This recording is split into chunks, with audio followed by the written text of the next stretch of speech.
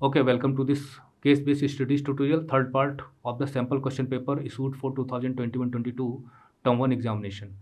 देखिए इस सेक्शन में 2 केसेस दिए गए हैं, कुल 12 क्वेश्चंस हैं जिसमें से आपको 10 के आंसर देने हैं। तो देखिए Grimm's fairies tale is a familiar name in Germany. देखिए आपको याद आ रहा होगा ना, जब हम रोमांटिक रेवोल्यूशन के बारे में पढ़ रहे थे, रोमांटिसिज्म के बारे में पढ़ रहे थे, वहाँ बताया गया था कि किसी भी जो नेशन की आत्मा है वहाँ के फोक कल्चर में बसती है। तो फोक टेल्स उसमें ग्रिम्स ब्रदर का भी नाम आया था। The brothers Jacob and William, तो उनका नाम था जैकब एंड विलियम। तो उन लोगों ने जो जर्मन सिटी ऑफ हनाऊ में उनका जन्म हुआ था, तो उन्होंने लॉ की पढ़ाई की और बहुत जल्द उनका इंटरेस्ट फोक टेल्स को कलेक्ट करने में लगा। दे स्पेंड 6 ईयर, 6 साल उन्होंने बिताया। देखिए आपको कॉन्टेक्स्ट पढ़ लेना चाहिए पूरी तरह से, मैं जल्दीबाजी कर रहा हूँ। Travelling from village to village, गाँव गाँव जा जाकर, घूम घूम कर, टॉकिंग टू द पीपल, लोगों से बात करके, और उसके बाद उन्होंने वहाँ से कहानियों को रिकॉर्ड किया, लिखा, है ना? गाँव-गाँव जाके वहाँ पे जो फ़ोक टेल्स थी उन लोगों से सुनते थे, उनको लिखते थे। तो which were handed down through the generations. अच्छा, फ़ोक टेल्स क्या होती हैं? उनका कोई ये नहीं पता चलता किसने उनको बनाया। वो पीढ़ी दर पीढ़ी, माँ से बेटी, बेटे उनसे फिर वो अपने बच्चों को ऐसे सुनाते-सुनाते हज़ारों-हज़ारों साल की कहानियाँ होती हैं, जिन्हें परी कथाएँ हम कह सकते हैं। These were popular both among children and adult. अच्छा, वो चीज़ें बच्चों को भी अच्छी लगती हैं और एडल्ट्स को भी अच्छी लगती हैं। इसके बाद आते हैं इधर, अच्छा नीचे दिया गया है 1812 में they publish their first collection of the tales. तो उन्होंने अपनी टेल्स का पहला कलेक्शन पब्लिश किया। Subsequently both the brothers became active in liberal politics. बाद में उन लोगों ने लिबरल पॉलिटिक्स में भी पार्टिसिपेट किया बुक छापने के बाद। Specially the movement for freedom of the press, और प्रेस की फ्रीडम मूवमेंट में उन्होंने पार्टिसिपेट किया कि भाई जो छप कर जो चीज़ें आती हैं लोगों के बीच में, उन पर रोक नहीं होनी चाहिए। In the mean time they also publish 33 volume dictionary of the German. अच्छा, जर्मन लैंग्वेज की डिक्शनरी पे भी उन्होंने वर्क किया और 33 वॉल्यूम्स छापी, मतलब कि 33 पार्ट्स में। The Grimm brothers also saw French domination as a threat to German culture. इसके अलावा वो जो जर्मन यूनिफिकेशन आप पढ़ेंगे तो देखेंगे कि फ्रांस बगल में, तो फ्रांस को वो जर्मन कल्चर के लिए थ्रेट मानते थे कि फ्रेंच कल्चर जर्मन कल्चर पे हावी हो सकती है। जैसे हमारे यहाँ जो इंडियन कल्चर है, इंडियन सिविलाइजेशन है, उस पे वेस्टर्न कल्चर हावी होती चली जा रही है। Believed that the folktales they had collected were expressions of a pure and authentic German spirit। अब उनका कहना था कि जो फोक टेल्स हैं जर्मनी की, हालाँकि कहीं की भी फोक टेल्स होती हैं, वो प्योर होती हैं और वो जर्मन स्पिरिट को रिप्रेजेंट करती हैं। क्योंकि भाई जब आप रूट में जाओगे किसी भी चीज़ की तो आपको ओरिजिनल चीज़ें मिलेंगी। They consider the projects of collecting folk tales and developing the German language a part of the wider effort to oppose French domination. तो फ्रेंच की कल्चर का डोमिनेशन जर्मन कल्चर पे ना हो, उसके लिए उन्होंने अपने इस प्रोजेक्ट को स्टार्ट किया था फोक टेल्स का। और जर्मन लैंग्वेज की डिक्शनरीज़ उन्होंने बनाई कि लोग इस पर ध्यान दें। And create a German national identity, इससे जर्मन नेशनल आइडेंटिटी बनेगी। भाई देखिए जब आप इंडियन कल्चर को रिवाइव करेंगे तो इंडियन कल्चरल आइडेंटिटी बनेगी नहीं बनेगी, जो कि खोती चली जा रही है। अब इसके लिए हमें रिवाइव करने के लिए जो भारत की लोक कथाएँ हैं, भारत की जो लोकगीत हैं, लोक संगीत हैं, लोक संस्कृति है, उसको लोगों के सामने रखना पड़ेगा ना, मीडिया में देना पड़ेगा तो लोग जान पाएँगे, तो एक आइडेंटिटी बनेगी। वो काम उन्होंने जर्मनी में किया। तो अब यहाँ से क्वेश्चंस बनते हैं कि why did the German brothers give the tales a readable form without changing their folkloric character. मतलब जैसी थी कहानियाँ वैसी दे दी। Choose the correct option from the following. तो इसको पूरा पढ़ना पड़ता है। The collection enjoyed wide distribution Germany, it became a model for the collecting of fantasy tales, मतलब जो आपकी काल्पनिक कथाएं होती हैं। It form the basis for the science of the language. ये तो बिल्कुल ही गलत हो रहा है। फोक टेल्स जो होती हैं वो साइंस का बेसिस नहीं होती। People easily accepted their written adventurous tales. हाँ, ये एक वजह हो सकती है, लेकिन हमें सिर्फ एक आंसर ढूंढना है। तो अगर हम देखें तो ये जितने हैं इतने तीनों को अगर हम हटा दें तो सबसे पहला वाला सही है, क्योंकि जो कलेक्शन था फोक टेल्स का वो पूरे जर्मनी में घूम-घूम कर, मतलब वाइड डिस्ट्रीब्यूशन था। मतलब सिर्फ़ एक जगह से उन्हें फोक टेल्स नहीं मिली थी। उन्हें फोक टेल्स पूरे जर्मनी में घूमकर गाँव-गाँव जाकर वाइडली कलेक्ट किया था। तो इस वजह से जो फोक टेल्स थीं वो दे वर वाइडली कलेक्टेड। तो ये ऑप्शन ज़्यादा बेटर है। इस पैराग्राफ में जो दिए गए हैं इसमें कहीं पे भी नहीं लिखा गया है कि फैंटेसी टेल्स को कलेक्ट करने का जो तरीका इन्होंने अपनाया था, जो मॉडल इन्होंने अपनाया था वो सही था, और साइंस तो बिल्कुल गलत है। और इसे लोगों ने एडवेंचरस टेल्स के रूप में खुली-खुली तौर पर खुशी-खुशी एक्सेप्ट किया। तो देखिए फोक टेल्स एडवेंचरस टेल्स हो ऐसा भी नहीं मेंशन किया गया है। उनमें लव स्टोरीज़ भी होती थी। तो इसलिए ये सही है। इसके बाद मतलब this is the correct answer. Okay, यहाँ पे राइट मार देते हैं। इसके बाद है impact of literary contributions of Grimm brothers. तो ये भाई लिटरेचर का वर्क था ना, तो ग्रिम ब्रदर्स का जो लिटरेरी कंट्रीब्यूशन था वाइड स्प्रेड था। वाइड स्प्रेड का मतलब हो गया कि चारों तरफ उन्होंने दूर-दूर जाकर ये काम किया था। Identify the best suitable option depicting the same from the following. Impact का मतलब होता है प्रभाव। तो जो उन्होंने लिटरेरी कलेक्शन किया था, इसका क्या प्रभाव हुआ होगा? क्योंकि जो फोकटेल्स उन्होंने इकट्ठा की थी उससे पूरा जर्मनी के लोगों ने पढ़ा होगा, उसका इम्पैक्ट था। तो इसमें से अगर हम देखें development of cities and towns, तो ऐसा तो है नहीं कि भाई सिटीज़ एंड टाउन्स डेवलप होंगी इनकी वजह से। Setting of new political party, ये भी इसका कोई इम्पैक्ट नहीं होगा। प्रमोशन ऑफ इथनिक बिलोंगिंग जरूर हो सकता है ना, एक इसको टिक कर लेते हैं। इमरजेंस ऑफ सोशलिस्ट आइडियोलॉजी, अरे भैया इनके इस प्रोजेक्ट से समाजवादी व्यवस्था कहाँ से स्थापित हो जाएगी, नो। तो हाँ, इथनिक बिलोंगिंग मतलब इथनिक क्या होता है, अपनी एक अलग पहचान ही आपकी इथनिसिटी होती है। और वही काम वो कर रहे थे कि जो जर्मन कल्चर है वो फ्रेंच कल्चर से कहीं ना कहीं बची रहे। तो ये आंसर इसका सही है, यानी प्रमोशन ऑफ इथनिक आइडेंटिटी, लोग अपने को महसूस करें कि हाँ हम जर्मन्स हैं, अपनी आइडेंटिटी को पहचानें। इसके बाद 49th है फिल इन द ब्लैंक्स। तो the work of the Grimm brothers influenced and inspired people to collect tales, मतलब ग्रिम ब्रदर्स के वर्क को देखते हुए और लोग भी इंस्पायर्ड हुए कि हमें भी कहानियाँ इकट्ठी करनी चाहिए। They believed in a spirit of, किस प्रकार के स्पिरिट में विश्वास करते थे, एंड कंसीडर्ड इट एसेंशियल, और उसे ज़रूरी समझते थे अगर हमें अपने राष्ट्र की आइडेंटिटी को रिफ्लेक्ट करना है। आप शीशा देखते हो, शीशे में आपका रिफ्लेक्शन आता है, ठीक है, रिफ्लेक्शन। उसी प्रकार से नेशनल आइडेंटिटी का भी रिफ्लेक्शन होता है। अगर आप फोक कल्चर को, फोक ट्रेडिशन को देखेंगे तो आप देखेंगे हमारी जो ट्रेडिशनल क्लोथिंग है वो धोती कुर्ता या कुछ भी इस टाइप का है। हमारे भोजन, हमारी लैंग्वेज, हमारे तीज त्यौहार। और आज अगर आप शीशे के सामने खड़े हो जाइए तो आपने शर्ट पैंट पहनी हुई है, टाई पहनी हुई है, बेल्ट लगाई हुई है, टेबल पे बैठ के आप खा रहे हो, पिज्ज़ा खा रहे हो, चाउमीन खा रहे हो, तो क्या ये नेशनल आइडेंटिटी इंडिया की रिफ्लेक्ट कर रहा है? आपका ये सारा का सारा काम नहीं कर रहा। तो वही है यहाँ पे reflection of national identity through old folk tales. तो किस प्रकार की स्पिरिट यहाँ पे आएगी? सीधी सी बात है, ये कल्चर से रिलेटेड है, इसलिए यहाँ पे कल्चरलिज्म आंसर होगा। कंजर्वेटिज्म कहाँ से आ जाएगा, एक्सट्रीमिज्म कहाँ से आ जाएगा, लिबरलिज्म कहाँ से आ जाएगा? ये कल्चर को रिवाइव करने की कोशिश थी। इसके बाद है why the foreign domination was considered threat to national building. हाँ ना, फ्रेंच डोमिनेशन की बात यहाँ पे हो रही। Select the best suitable option from the following in reference to the context, जो ऊपर दिया गया paragraph. Exploitation of natural resources, अगर फ्रेंच डोमिनेशन होगा तो यहाँ आके वो नेचुरल रिसोर्सेज को एक्सप्लॉइट करेंगे। Erosion of native values and ethos, तो वहाँ की जो नेटिव वैल्यूज़ है, मतलब जो जर्मन लोगों की जो कल्चर है समझ लीजिए, उसको वो इरोड करेंगे, मतलब वहाँ पे फ्रेंच कल्चर को फोर्स करेंगे कि वो डोमिनेट करें वहाँ पे। आखिर जब इंग्लिश पीपल भारत में आए तो उन्होंने क्या किया? उन्होंने इरोड कर दी हमारी नेटिव वैल्यूज़ एंड इथोस को। आज हम हाथ मिलाते हैं, पहले हम नमस्ते किया करते थे। अब तो कहीं कहीं इतना ज़्यादा लोग अंधे हो गए हैं कि जब मिलते हैं तो एक दूसरे को, आपने फिल्मों में देखा होगा ना, एक दूसरे का गले मिलने की बजाय ले जाके मुंह हल्का सा किसिंग टाइप का करते हैं। सब भूल रहे हैं अपनी कल्चर को। हमारी कल्चर बहुत ही प्रभावशाली कल्चर थी, प्रोडिशियल कल्चर थी। Violence and mass killing of people, लोग आके यहाँ पे फ्रेंच पीपल यहाँ पे लोगों को मारेंगे। स्प्रेड ऑफ न्यू डिजीज़, बड़ी बड़ी बीमारियाँ फैला देंगे अगर फ्रेंच आएंगे यहाँ पे तो भाई देखिए इसमें से यही बी आंसर लग रहा है। आपको भी लग रहा होगा कि फॉरेन डोमिनेशन जो फ्रेंच का है वो क्या लेके लोग परेशान थे कि जर्मन आइडेंटिटी को वो ख़त्म करेगा। तो ये आंसर बेटर है, नेटिव वैल्यूज़ एंड इथोस को ख़राब करेगा। इसके बाद 51 है how are the Germans able to connect with their culture, Germans अपनी कल्चर के साथ किस प्रकार से कनेक्ट हो रहे थे? दरअसल जो फोक कल्चर है ना, जब लोग अपनी आइडेंटिटी को पहचानेंगे तो लोग में यूनिफिकेशन अपने आप हो जाएगा, भाई तुम भी जर्मन, हम भी जर्मन, इस तरह से। With reference to the above context, वो जो पैराग्राफ ऊपर दिया गया है, तो ये जो पैराग्राफ है उसमें क्या चीज़ हमें पता चलती है कि how will the people unite through the feeling of formal way of communication, मतलब आपस में जो तरीका है बातचीत करने का, अरे नहीं भाई, through the feeling of oneness as European community, हम लोग यूरोप के ही रहने वाले हैं, मतलब ये महाद्वीपीय एकता की बात हो रही है कि इंडिया अगर एशियन कॉन्टिनेंट में है तो एशिया के सारे देशों में यूनिटी होनी चाहिए। Through the feeling of collective belonging among nationals, ये सबसे बेस्ट है। हालांकि चौथा भी पढ़ लेते हैं, through the feeling of coherence in reference to mannerism, मतलब हमारी आदतों के हिसाब से हम एक होंगे, अरे कहाँ फालतू। तो ये है, मतलब collective belonging among nationals. Collective belonging क्या होती है? ये सब चीज़ें, आइडेंटिटी बहुत ही इंपॉर्टेंट थी और समझने में समझाने में भी प्रॉब्लम आती है, but I have done my best to make you understand the collective identity. आपने देखा होगा कलेक्टिव आइडेंटिटी में जो लैंग्वेज है, रिलीजन है, जोग्राफिकल लोकेशंस भी, ट्रेडिशनल जो हमारी कल्चर है, ये सारी चीज़ें रोल प्ले करती हैं, कलेक्टिव आइडेंटिटी बनाती हैं।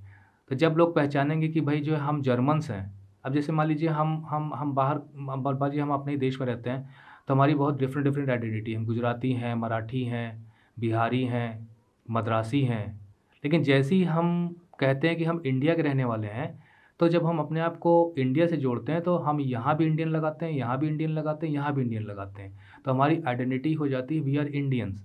तो हमारी जो आइडेंटिटी इंडियन वाली है वो हमको बाइंड करती है, एक कलेक्टिव बिलॉन्गिंग का एहसास कराती है कि we belong to the same country. ये काम इन लोगों ने इस पैराग्राफ में जो ग्रिम ब्रदर्स ने फोक कल्चर के जरिए किया कि देखो हम सब लोग जर्मन्स हैं, जस्ट लाइक इंडियन। इसके बाद आगे चलते हैं 52।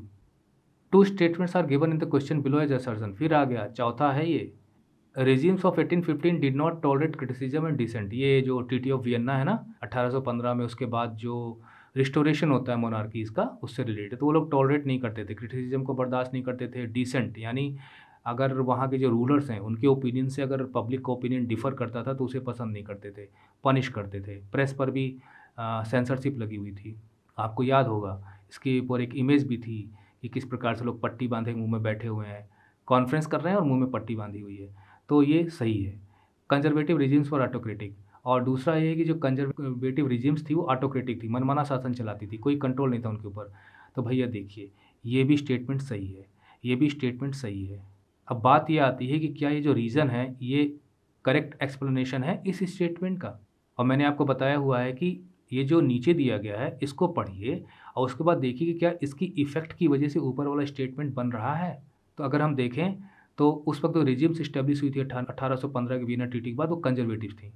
अब कंजर्वेटिव रिजिम्स ने ही ये सारी की सारी चीज़ें यहाँ पे पॉलिसी के तौर पे अपनाई थी कि हम क्रिटिसिज्म बर्दाश्त नहीं करेंगे, प्रेस सेंसरशिप होगी।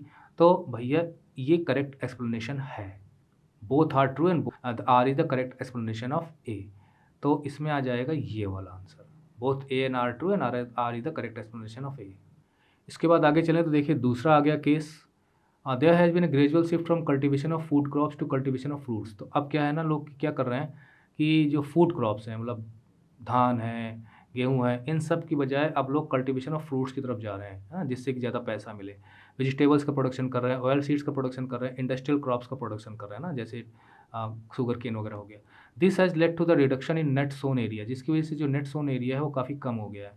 अंडर सीरियल्स एंड पल्सेस, तो नेट सन एरिया मतलब जितने पे भी खेती हो रही है वहाँ पे अब अनाजों का और दालों का प्रोडक्शन कम हो रहा है, मतलब इनका नेट सोन एरिया की बात हो रही है, इनकी जगह इनका प्रोडक्शन शुरू हो गया with the growing population of India. अब चूँकि भारत की पॉपुलेशन बढ़ रही है तो हम फ्रूट रूट और ये ऑयल सीड्स वगैरह तो अपनी जगह हैं, हमें फूड क्रॉप्स तो चाहिए होती है ना।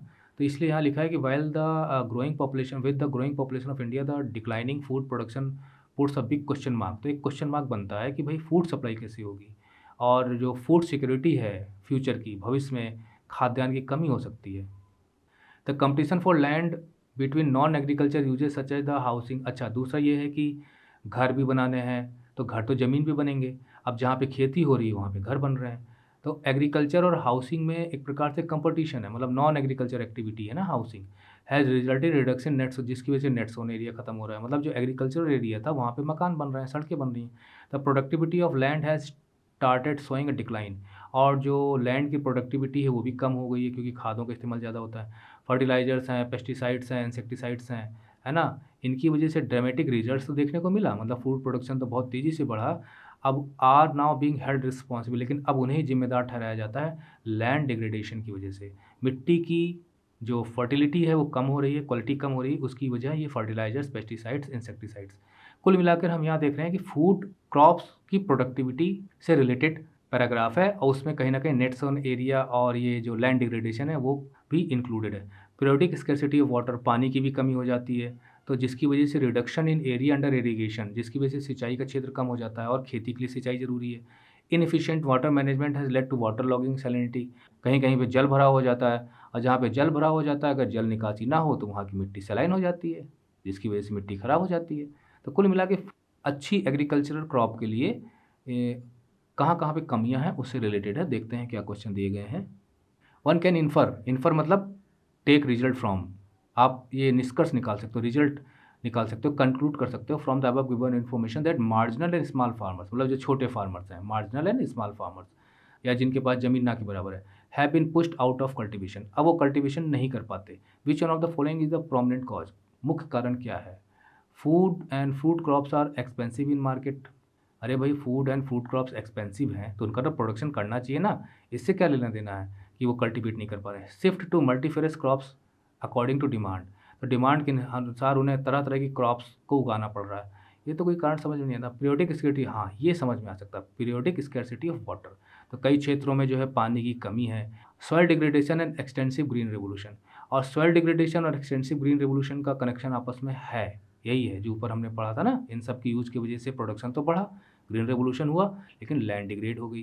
तो किसको आप आंसर मानेंगे? इसमें ये आंसर सबसे बेस्ट है, soil degradation and extensive green revolution, क्योंकि जो उनके पास खेत हैं भी, अब वो उतने प्रोडक्टिव नहीं रह गए हैं। इसके बाद है read the following statement and find the correct from the given options.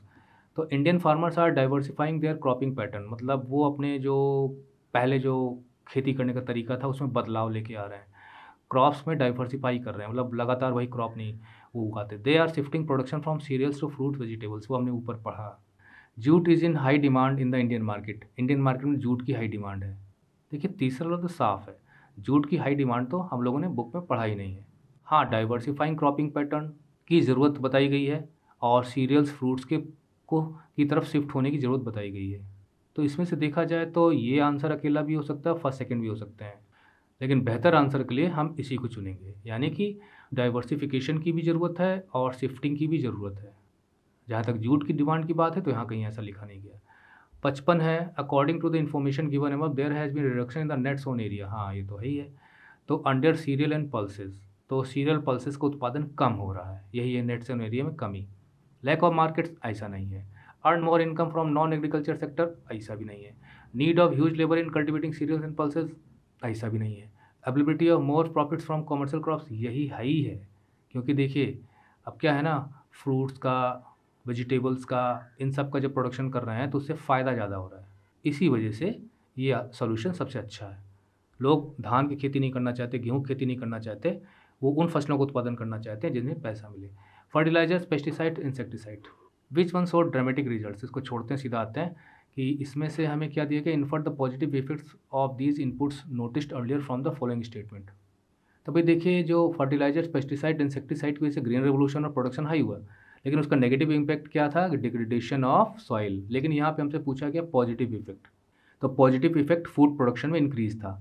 तो these inputs have shown increased outputs and productivity, ये तो हो सकता है। These are integral to the process of reducing agrarian losses, कुछ नहीं। These input can cut the, कुछ नहीं। These are the leading causes of mud, कुछ नहीं।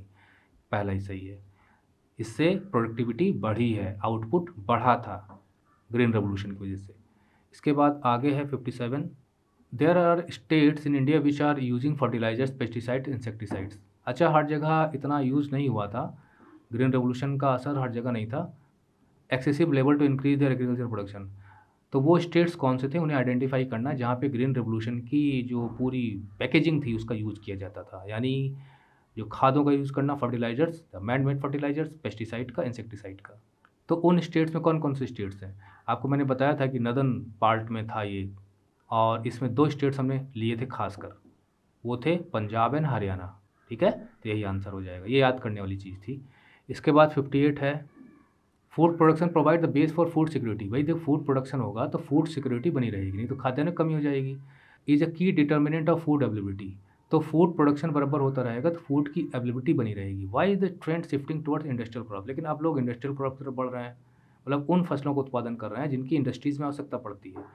Choose the correct option in reference to the context, तो ऐसा क्यों कर रहे हैं लोग, to improve the land use pattern, अरे तो कहाँ, इसकी वजह से थोड़ी कर रहे हैं। To use intensive farming techniques, अरे इस वजह से नहीं कर रहे हैं कि उन्हें इंटेंसिव फार्मिंग टेक्निक्स अडॉप्ट करनी। To improve the fertility of soil, इसलिए भी नहीं कर रहे हैं। To fetch more income and high earnings, हाँ ज़्यादा पैसा कमाने के लिए। इसके बाद यहाँ पे मैप दिया गया है, और इस मैप में on the given outline map of India identify the location with अच्छे से ए और बी। तो देखें क्या पूछा गया है, ए में on the outline political map of India A is marked as dam. अच्छा, वहाँ पे ए पर एक डैम है, और बी में क्या है, मेजर टी कल्टिवेटिंग स्टेट। तो देखिए ए में जो डैम है, देखें कौन सा दिया गया है यहाँ पे, सलाल, भाखरा नंगल, टेहरी, राणा प्रताप सागर। बताइए कौन सा होगा, कौन सा डैम है वहाँ पे इन चारों में से? जी हाँ, भाखरा नंगल। कहाँ पे है, हिमाचल प्रदेश में है। कौन सी नदी पे है, सतलज नदी पे है। इसके बाद आते हैं 60 ऑन द मैप बी, तो वो टी वाला एरिया था। तो भाई देखिए टी वाला एरिया तो असम ही है, इसको तो पहचानने में आपको दिक्कत नहीं होगी, है ना। पंजाब बिहार गुजरात कहाँ से आ जाएंगे, ये तो असम ही है। पंजाब यहाँ है, गुजरात यहाँ है, बिहार ये है, तो ये तो आंसर नहीं है। तो हो गया पूरा का पूरा 60 क्वेश्चन थे, और ये हैं विजुअली इम्पेयर्ड के लिए। तो which of the following dam is located in Uttarakhand. देखिए उत्तराखंड में टेहरी डैम है, ओके। और which one of the following is a principal cereal crop. Cereal crop यानी अनाज वाला, तो प्रिंसिपल सीरियल क्रॉप पूछा गया है यहाँ पे। तो प्रिंसिपल सीरियल क्रॉप में हम लोग राइस को लेते हैं, ठीक है, बुक में लिखा गया है। तो अब अच्छा, राइस को क्यों लेते हैं, क्योंकि राइस पूरे भारत में मिल जाता है। वीट हर जगह नहीं है, जैसे दक्षिण भारत में जाइए तो राइस का इस्तेमाल होता है, पश्चिम बंगाल में जाइए तो राइस का इस्तेमाल होता है, पंजाब हरियाणा में चले जाइए तो वीट का होता है, ज्वार बाजरा भी हर जगह नहीं। तो rice is principal crop of India. तो इसके अलावा अब ये समाप्त होता है आपका, ओके। तो ये पूरा का पूरा 3 पार्ट में मैंने कवर कर दिया आपके लिए। और एक बार फिर से मैं बता देता हूँ आपको कि जो MCQ क्वेश्चंस मिलेंगे, उस MCQ क्वेश्चंस में आपको फिल इन द ब्लैंक भी मिल सकता है, असर्शन रीजन मिलेगा, केस बेस्ड क्वेश्चंस मिलेंगे, मैच करने के लिए मिलेंगे, मैप का क्वेश्चन मिलेगा, और डिफरेंट ऑप्शंस में से फर्स्ट सेकंड थर्ड के अलग अलग कॉम्बिनेशन दिए होंगे, उनमें कौन सा सही ये आपको बताना होगा। मैंने वीडियो लेंदी ना हो इसके लिए जल्दी जल्दी एक्सप्लेन किया है, और थैंक्स फॉर वॉचिंग।